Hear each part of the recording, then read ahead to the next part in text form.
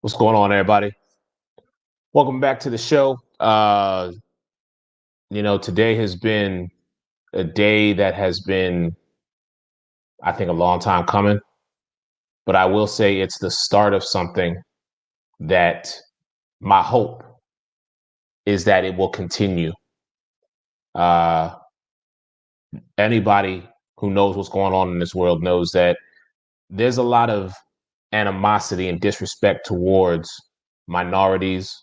But we're going to focus on Black men tonight, since we did have the verdict that has come down today in Minnesota in the case of former police officer Derek Chauvin. Now, as y'all know, he was found guilty on all three charges. His count one, guilty, second-degree murder, unintentionally killing while committing a felony. Count two, guilty, third-degree murder, perpetrating an eminently dangerous act and evincing a depraved mind. And the third count of guilty, second-degree manslaughter, culpable negligence, creating unreasonable risk. And I wanted to get the thoughts of my brothers in here to have this conversation because I think it's necessary. So allow me, if you will, bring them in. The brother who actually made this all possible because he wanted to really get out and have this conversation and put his foot forward. Future Dr. Jarrell Heslop's with me. I also got my brother at Phil Jones covering the Las Vegas Raiders. He's joining me. And of course, it wouldn't be a conversation if I didn't have my man, Mr. Alex Fleming. So, gentlemen, good evening, first and foremost to you. And I guess I'll take a page out of the I Am Athlete podcast and just simply ask y'all, mental check. Where's everybody at right now? And Jarrell, I'm gonna start with you. Where are you at, man? I'm all right, man. I'm pretty good. Heard about everything, most like everyone coming out of work or at work, and it was a slight sigh of relief. I wasn't expecting.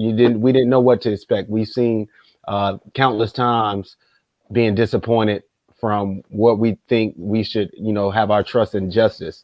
And then today we found out otherwise. So I'm doing all right. I'm waiting to, hear the continuation of the sentencing, just like everyone else. But we have a long way to go, long way to go. But I'm all right. How you guys doing, man? Phil, how you doing? I'm doing good, but like you said, we've got a long way to go, and we need everybody on the same page. But that's the thing. Trying to get people on the same page is like sometimes beating a dead horse.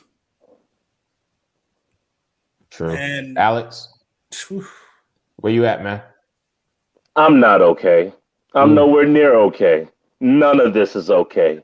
It shouldn't have been riled up this much. It shouldn't have got this far. We shouldn't have a trial almost a year later to prove that this man, this dirt beat douchebag, did this. You got people on social media, especially in a lot of the football chat groups that I'm in, saying, well, he'll win his appeal. He'll win his appeal. This is BS. Now animals are going to run crazy in the streets. They're going to riot if they win. They're going to riot if they don't. This is a step in the right direction. We're on the bottom of the damn steps. Okay? It's 2021 and we're still talking about this. So I'm far from okay. All right. I mean, I'll let y'all know where I'm at. And it's kind of encompassing where all of y'all are. I mean, when I heard the verdict, when I heard all three counts and they all came back guilty, I will say there was a small sigh of relief for me because I did not want a man like him to continually walk these streets. So I was happy for that. I will breathe my sigh of relief. And to Alex's point, Alex, you say we're at the bottom step. I say maybe we're one or two steps up from that because of what happened today. Because I gotta remain somewhat hopeful, and maybe it's blind on my part. But with the current administration that is currently in office and the fact that this happened, I have to feel like the tide is changing. And so I got to get behind it. Phil said we all need to come together. I think that's one of the biggest pieces. We got to get on board with this and be like, okay, let this be the first step in us truly making progress and truly making some change. But you're right, Alex. It did not come as, oh, I'm popping bottles and I'm, we won. No, I'm not there. Definitely. And So, go ahead, Drew. No, I'm sorry. I didn't mean to cut off.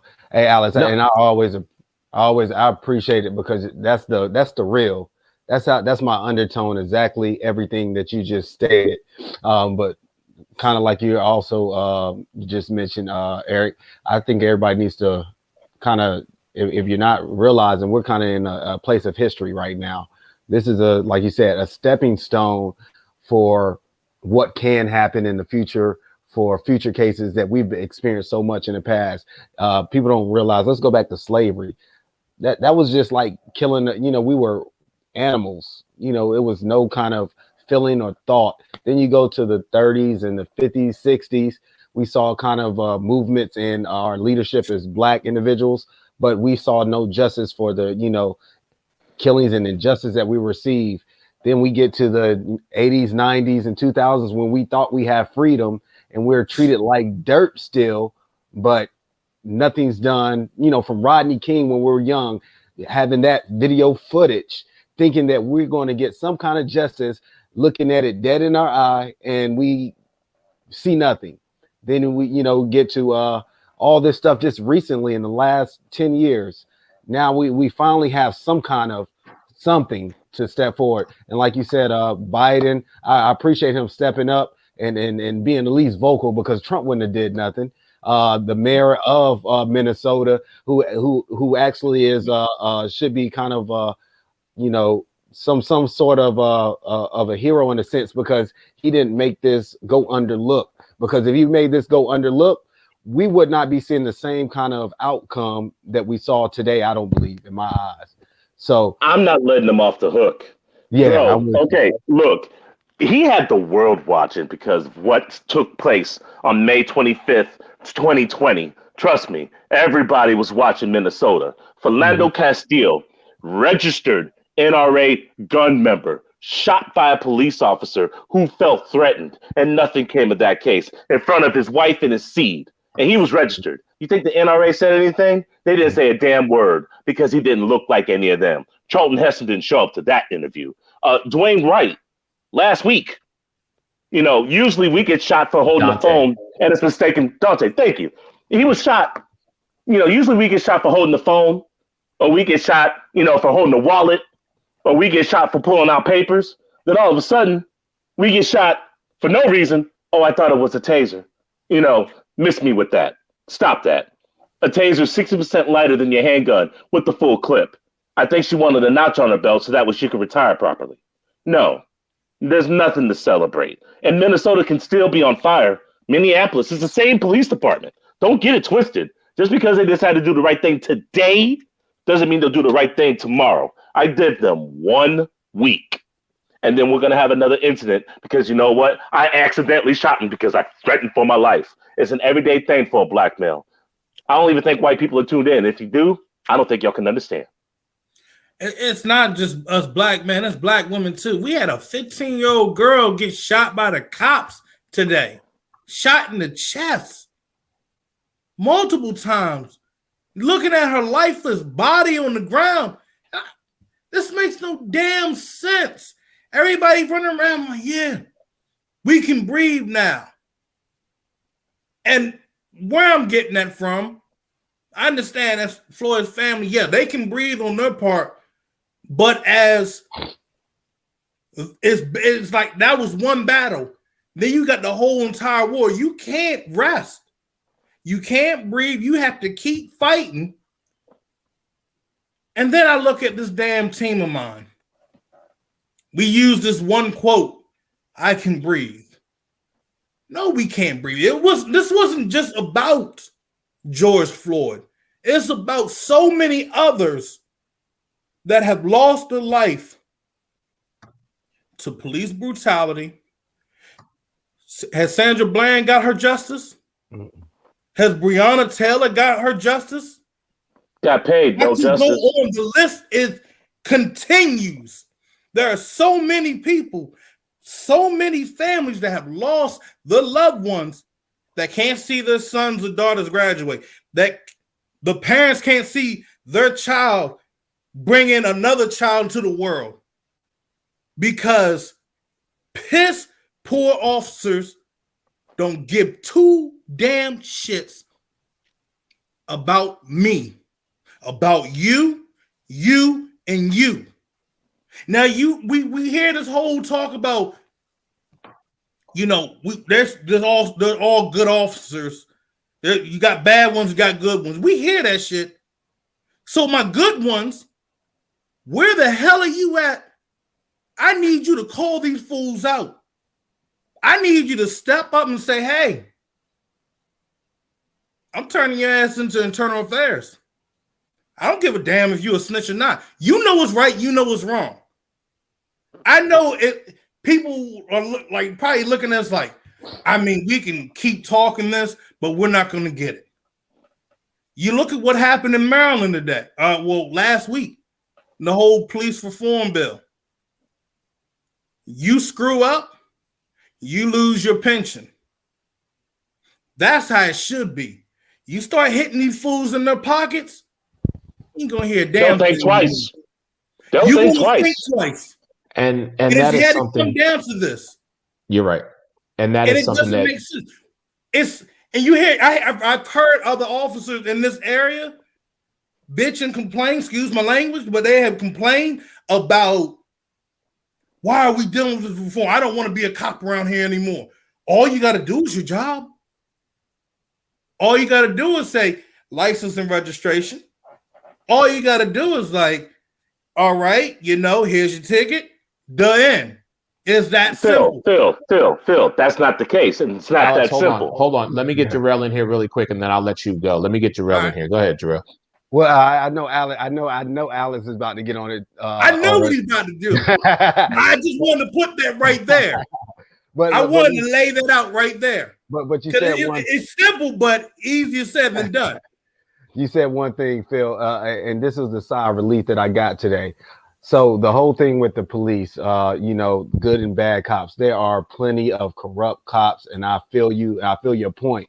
But the sigh of relief was today knowing that they can be held accountable for doing injustice and doing these things to our people. Now, what I'm trying to say is change can be made now. Yeah. You just can't get away with it as simple as it was yesterday. It's not going to be easy. It's not going to be, a 180 change, but we are making some kind of gradual change where, like you said, those good cops, they don't have to hide behind the corruption of the force and the force that's already know that they're relying on being protected by the law and all this other stuff that they've been protected by for years. So we made some kind of gradual step today. This was a big victory in that way to me. Go ahead, Alex. Once again, I have to disagree. No, now I'm content with the fact that they found him guilty. Minnesota didn't want to be on fire tonight. I think they had a conscious decision saying, you know what? Hey, White People Junction, you got to go. We saw what you did last year, May 25th, 2020. You pissed off a lot of people. You caused a lot of damage. You caused billions in destruction. Bro, if we don't sentence you, Minnesota's going to be on fire and other cities got to be on fire. Sorry, you got to take on for the team, white boy. You got to go. But in a nutshell, anytime you and I get stopped, now, maybe you more than me, because for some odd reason on my police report, they call me a white male. Maybe it's the way I speak or the way I handle myself. I don't appreciate that, but it does stop me from getting stopped all the damn time. So I guess, one person's trash is another person's treasure. Here's my point. I haven't been stopped by a police officer in quite some time since I've been in the state of Florida. I usually get stopped on a regular basis in the state of Texas. And usually when an officer asks me for license and registration, they got their hand on their gun because they're automatically threatened by the mere sight of me. So no, we need to have police reform from top to bottom before you get hired. While you fill out the application, you need a psychological evaluation. You need to have your numbers and your credentials checked with the FBI. If you said anything ignorant, belligerent, if you dressed up like Obama while you were in high school and said no Obama like Mac Jones, sorry, had to, you probably need a psych eval. Because I'm sick and tired of these racists hiding behind a damn badge. People who don't even believe in their own damn profession. What makes somebody want to be a cop? Probably because they either got bullied or they don't like people who look like you and me and they just want to take us out one by one. We're already 13% of the population, but that's not enough. They want to eradicate us. And I don't believe that one justification is going to change things. We, all of us, need to initiate the change because nothing's going to change unless we change our community, because we just need somebody ratchet or somebody ignorant or somebody belligerent or somebody saying, oh, I don't care what they say. I'm going to do what I'm going to. Yeah, that's the problem. You're the problem. Because one, it's one thing to comply. I get sick and tired of saying, just comply, because that's not going to fix anything. It's another when you have police officers who are complicit with demeaning us, belittling us, being aggressive with us, and shooting us. We need police reform from the top to the bottom. And I don't disagree with anything you said, Alex, except the one point. I feel like, again, and maybe, like I said, maybe this is just my blind ignorance. You know what I'm saying? But I have to, in my heart, I have to believe that today is the start of something different. Everything that you said, I am in complete agreement with. Please, let's not get it twisted. I leave my house every day and I drive 25 minutes to work. And I have to put on Google Maps or Waze or something, not because I'm trying to figure out what time I'm going to get to work, but because I want to know, is there a cop sitting somewhere so I know where I need to be, how I need to drive, 10 and 2, the whole 9 yards. You know what I'm saying? But I have to. I wouldn't be me if I didn't sit here and say to the three of y'all tonight that I have to believe that this is the start of progression. Progression is not here. Change is not here. Let me be 1000% clear to y'all. I still tell each and every one of y'all when I talk to y'all on the phone, when I text, I email, or we do shit like this, I let y'all know, hey, 3 simple words. Please be careful. Mm-hmm. That's it. That has been like what we say to each other. It don't matter whether you live 2 hours away or you live 2,000 miles away. Yep. We say that to each other now. That's our way of saying, bro, we love you.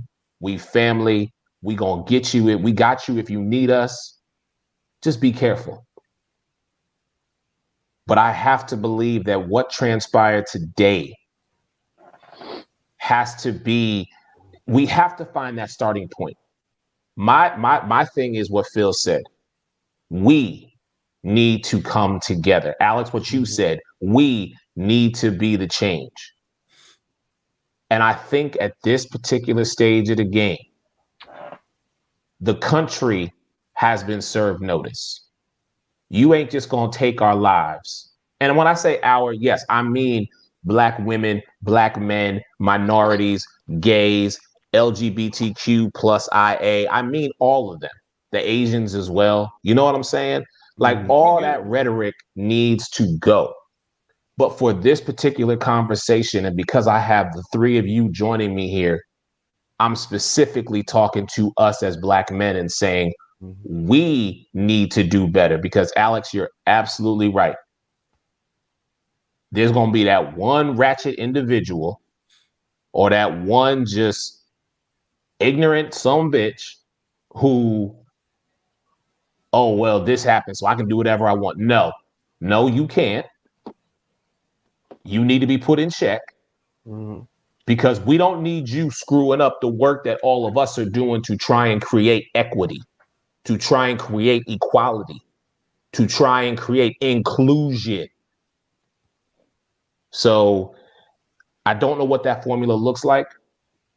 I just wanted to have this conversation with y'all because today was, at the very least, you got to give me maybe a turning point. Maybe. I say this today. In a way, this is going to be seen in a college African American studies history book. It's going to be, look, you're going to see page 395 in your text. And someone's going to say, it's going to probably read out the day blacks finally received justice for a crime committed by the cops. And they're going to go into details about what happened to George Floyd. And you know what? We might have to have the younger kids that are going to be young adults look at that video of what went down for those 9 minutes. That's not going to be good enough. It might not. It might not be good enough. Because I'm going to say this. I'm going to say this right now. You have too many folks that have fought out here in the streets to make sure that we get the opportunity that we deserve. And we can't let that shit go in vain. Mm-hmm. You saw Al Sharpton, you saw Jesse Jackson, civil rights activists, some that are already passed, everybody that has made an effort, that have tried to do the right thing for us, to try to make things work for us. We can't let that go in vain. So, as I said before, it starts with us. Mm-hmm. If we got some ones that want to act ratchet, we need to get them in check because we control our own destiny. Yep. I know it sounds corny, but we control our own destiny. And then it's not just for us, it's for the younger ones. If you got a child, you got a nephew like me, I want him to be able to enjoy a life. I don't want him to be going outside. I mean, hey, I see little white kids play with their Nerf gun or the little toy guns or whatever. I don't want to see my nephew getting shot because a cop mistaking it. I need these cops to do a better job and be better educated on their training. And I can tell by the cops that have gotten in trouble, they have skimmed through their training through the academy. I can tell that they blew past it. Like, dude, I don't feel like sitting through this. Oh, well, here, this is what I did, and yada, yada, yada, and so on and so forth. And then I can sit with the cops that go by the book. I'd rather deal with the cop that going by the book because I know it. He's going to do his job right. I know I'm probably going to end up with a ticket, but I'm not going to end up being strangled with this daggone nightstick. Now, pause. What about the black medic who was stopped in Virginia, had papers, wasn't doing anything, was pepper sprayed, and it said if you would have stepped out of the car, you'd have got shot. It doesn't matter what position we hold in life. You remember the Milwaukee Bucks player who was strangled outside of a damn Walgreens because he was hanging out in the parking lot too long? Or better yet, how about the former New York Knick who was almost shot for trying to break up a fight that he had nothing to be with? Bro, okay, but hold on. It goes back to my point of who's not doing their job the correct way. It goes they back don't to care. They don't care. Michael Jackson said it best. All I got to say is they don't really care about us. We could be doing the right thing. We could be living the right lifestyle. And then automatically, social media, oh, he was a thug. Or if he would have just complied. Or if he just did the right thing. Let that same situation happen to somebody with a fairly good skin tone. Oh, no, there needs to be justice. Oh, no, his job needs to be taken out. Like when the black officer shot that white woman in Utah. Oh, yeah, it was a completely different narrative. We are seen as lesser and we're treated as lesser. And I believe a problem with that is because we act like we're lesser. We want to act like savages, We want to be ignorant. We want to be shaking the booty up in the club. We want to be loud and belligerent. We want to be doing drugs and hanging out and drinking Henny and doing stupid stuff. That's probably why they treat us the way we do. And when we don't act like that, and when we do the educated thing, we're one of very few. We get called out by our own people. We're called sellouts. They're called, oh no, he must like that white milk instead of other things. We're our own worst enemy, and we don't believe in unity. The Hispanic culture believes in unity. The Asian culture believes in unity. You know who's getting shot on a bigger detail other than white people in America? Black people. Why? Because we don't believe in unity. We need to do better. Yeah, you're absolutely right, Alex. And Phil, you said, I think you hit it on the head. We have to keep in mind of where we want our future to be, our kids.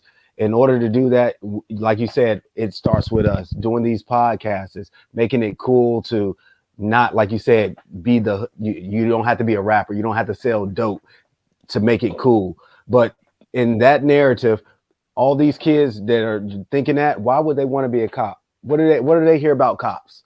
Cops don't care about us. Cops this, cops that.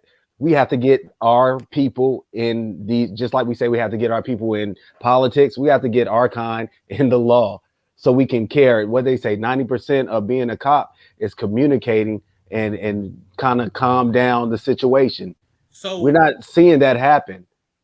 No, you're right. And see, with me coming from a criminal justice background, and I said I've worked in the community centers, and the lack of community policing is the problem in all 50 states. Yeah. To be honest, I'm going to say all around the world, if you're dealing with blacks, community policing should have been the first thing that each and every one of these officers should have been doing. That's how it was started with in policing. That was the main thing, not trying to catch the bad guy and trying to arrest somebody. Is understanding what's around you in your surroundings. Understanding that Miss Johnson lived down the street. How you doing? Blah, blah, blah. If this is going on, let me know. Here's your car. I know it sounds all hunky-dory and crap, but that's how it was supposed to be. That's how we were taught. But they have drifted away from that. And you have, as Alex said, there are guys that are in there that do not have the mental capacity that should be officers of the law. To be honest, you work for me. You're supposed to protect and serve, not kill and serve. Let me tell you this real quick. I'm from North Carolina, right? I can't say that I can't be against all cops, and this is just me, Alex, Phil, Eric. I'm an ex-dope boy. I've changed my life, man. You know what I'm saying? I've been on the other side of the gun multiple times. And in those cases, and in a couple cases, I've been saved by one cop. I'm talking about on the other side of the gun. On some serious matters, you know what I'm saying? Not all cops are bad. Not all cops are bad. It is what it is. If we change the narrative and we put, like I said earlier, all the black, more black people in the police force, we're gonna have this, a flip over role reversal on the white people, right? You don't think so? No. I cannot say that won't happen. 76.4% of the U.S. population is white. 13.4% is black. If you look at the numbers, white people do get shot more than blacks. Yes, but I expect you to, because you outnumber us 5-1. The numbers shouldn't be close. The numbers are close. There needs to be reform. Black people need to change the way they eat. The black people need to change the way they think. They need to change the education system. We need to catch up because we've been behind.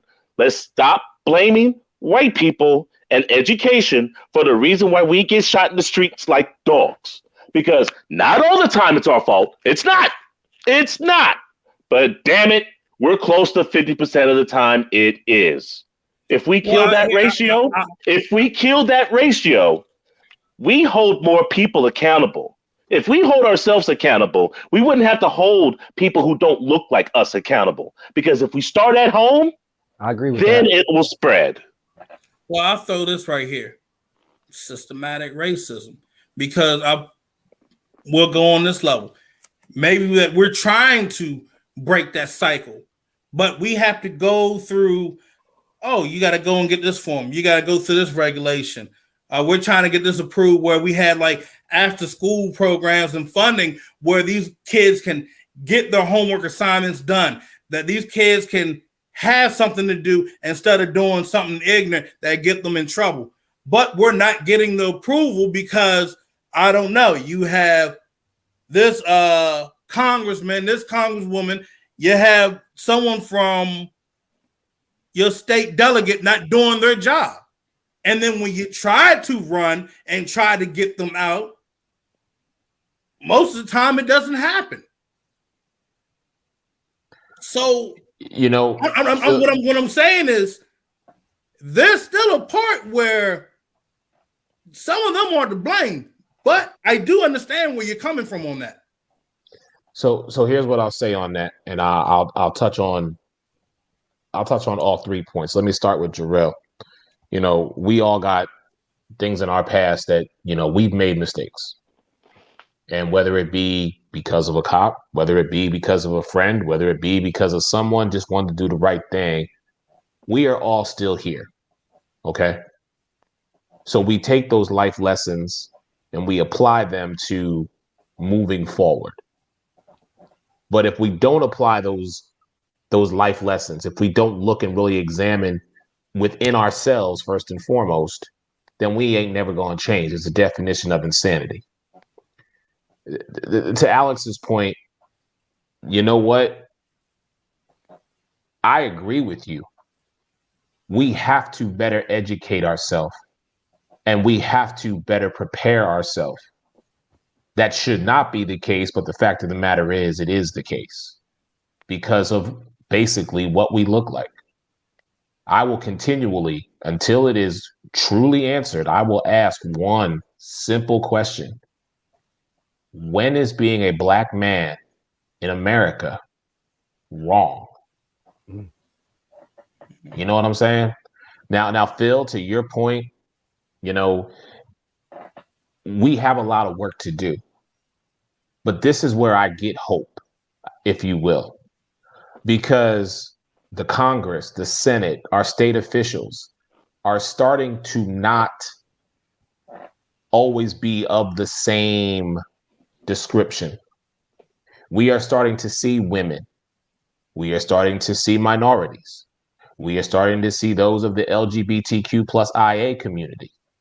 All of them are slowly integrating themselves into the Congress and the House and the Senate, judges, officials, and yes, even on some regard, police.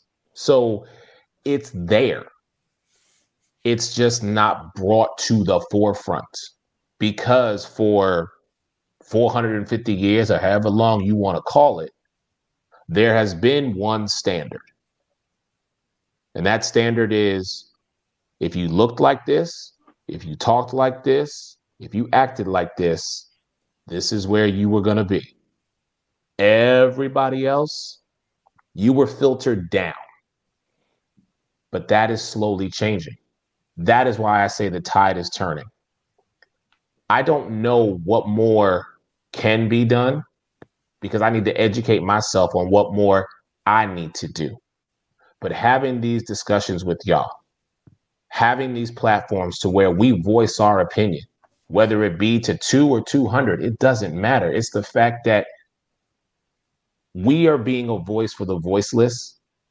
And we are saying what a lot of people want to say and have said, but we are just on that different level of, well, we're going to talk about it. You may not like what we're going to say. And quite frankly, sometimes we just don't give a damn. But we're going to talk about it. Because for so long, we've done something, but it hasn't really got us where we wanted to go. We've seen little progression. I feel like this today gave us a little bit more. And again, I will take something that Fred Taylor says. Exposure leads to expansion. if we continually expose these people who don't value us as Black men, we are going to expand and call you out.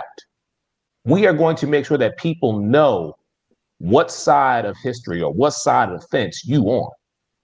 Because my biggest thing is this: I have, much like I'm sure all of you gentlemen, I have worked in places where I was maybe maybe I was the only, or maybe there was 2 or 3 Black people who worked in an entire organization. And even I was at fault for not really associating or affiliating with them because, look, I got to get my hustle on. I got to get my game on, man. You know what I'm saying? But I will say this: like everybody, I'm sure on this platform right now, I've experienced racism. I've experienced it firsthand. That is a fuel to me. I don't know how other people take it, but to me, it's a fuel because I hate to say this, but Flavor Flav probably made one of the best lines I think I've ever heard in my life. We know what this world is truly about. Whether you love it or you hate it, this world's about getting that paper. Okay? Yeah. So I treat every single day like this. You can think whatever you want about me. You can say whatever you want about me. Don't put your hands on me. But at the end of the day, you got to pay me. And that's where I'm at. I'm going to let y'all quick get your final words, and then I know we're getting late, but we're going to ride on out of here. So, Alex, I feel this conversation between you and I is not over. And as we get set for tomorrow, the Raptors in Brooklyn, I'm sure you and I, in between the game, are going to have the conversation. But I'm going to let you get your final thoughts out before we get out of here tonight. I'm sick and tired of Black people using white people as crutches. We're our own crutch. We're stronger. We're faster. Mentally, we can do anything we put our minds to. We're the original. We're the Asiatic. Yet for some odd reason, we keep thinking that we're being held back. You know what? I don't even want to go through all the hoops I had to go through, things I had to do just to get the notoriety that I'm using right now and still being denied. I have to hold my tongue. Trust me. Trust me. There's still things on the horizon that I still have time to do, but they can't ignore me now. You know, if they don't open that door, get yourself in a position to where you can at least knock and make them think about opening it. No one's going to give you a damn thing in this life, and I'm not looking for handouts. Everything I have, I've earned. You want to call me a sellout? You want to call me white? Maybe I am, because I'm allergic to ignorance. Let's stop being stupid. Use this thing in between your noggin. Nothing can hold you back. Jarrell? That was actually perfect, That was perfect, Alex. And like you said, man, the time and the day of the Jim Crow laws and, you know, looking at my brethren because they're darker or because they talk different and being threatened by them, that day is coming to an end. And like you all said, it's time for us to push, continue to make noise, and to bring change, man. We are tired, we sick, and I think regardless of the different views or different points that everybody said today, the end or the balance of it was we're all sick of it. We're all tired. So this is a great platform, man, and everybody just keep pushing, man. Phil? Both of y'all, hey, Alex, Jarrell, y'all hit on it. We got to continue to push. And yes, Alex, you're right. We can't use white folks as a crutch. You can't. But as Blacks, like you said earlier, we have to unite as one. There was one time that we did, and then we started becoming crabs in a barrel. And that has to end. If we're going to prosper in the future, We have to unite now. We have to guide this younger generation better than what we're seeing right now. Because in the end, we're going to get old. And then they're supposed to be leading. They're supposed to be the next generation leading. And from what I'm seeing from them, we need to act now.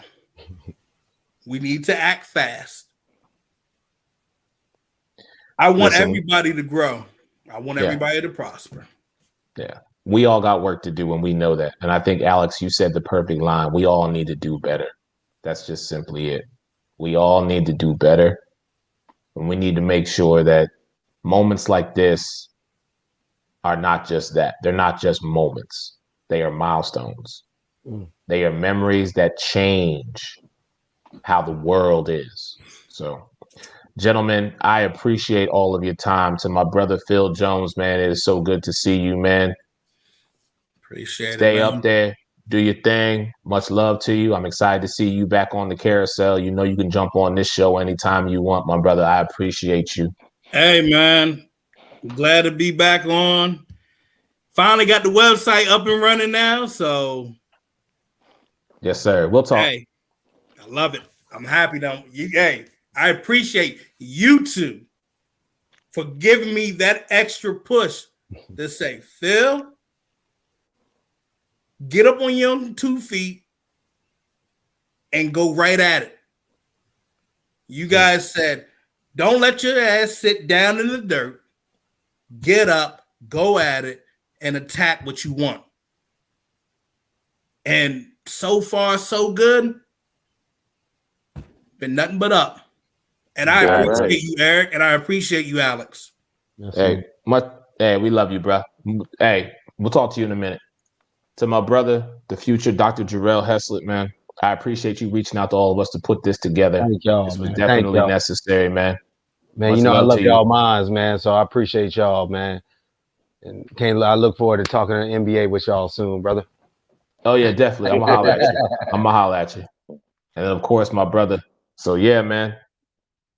Alex, we've been doing this for 3 years now, man. 2-3 years, and like you said, they can't ignore us. That should be the title of our next show. Real talk. They can't ignore us. I get no peace, bro. No peace. There is no peace. You know, we didn't have an off season because of COVID, and we were just writing and working and working. And, you know, this is supposed to be our off time. Supposed to be. Hey, when you going after that goal and you going after that dream, you make the necessary sacrifices. And we both know it's worth it in the end. My brother, I love you. I'm gonna see you tomorrow, man. Yes, sir. That's gonna do it for me. Your man Eric Wilson. Appreciate everybody's time tonight. We gonna do better.